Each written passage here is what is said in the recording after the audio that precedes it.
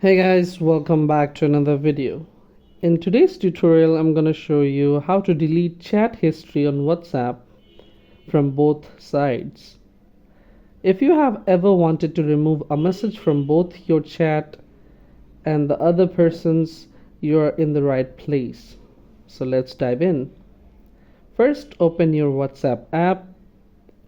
Once it's open, go to the chat you want to delete. Now to delete specific messages, tap and hold on the message you want to remove. After selecting your messages, tap on the trash can icon and you will see an option to delete for everyone. This will remove the messages from both your side and the other person's side as well. If you want to delete all the messages or the entire chat history, unfortunately there's no one-click option to do that. You'll need to delete each message individually.